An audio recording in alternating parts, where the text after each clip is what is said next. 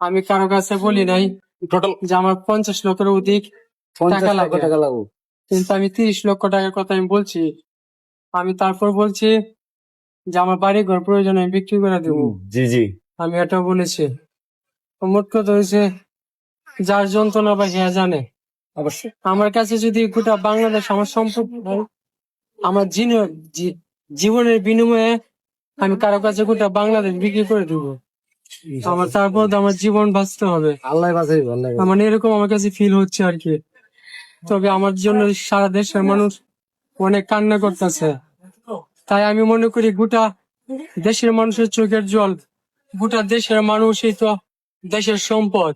জি জি দেশের মানুষ যদি আমাকে বাঁচাতে চায়, দেশের অর্থ সম্পদ তো দেশের মানুষেরই। জি জি আমি মাননীয় প্রধানমন্ত্রী তারেক রহমানকে বলবো, আপনি আমার দায়িত্বটুকু নেন। আমি বাঁচতে চাই, গোটা দেশের মানুষ আমাকে বাঁচাতে চায়।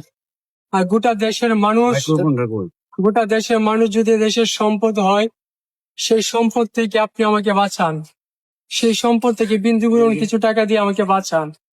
আমি বাঁচতে চাই। ভোটার, পাসপোর্ট এগুলো এখনো করা হয় না, করবো করবো বলে আর শরীর মানে না, বের হই না। তাই আপনারা কেউ আমার দায়িত্বটা নেন, আমার পাসপোর্টের ব্যবস্থাটা করে দেন।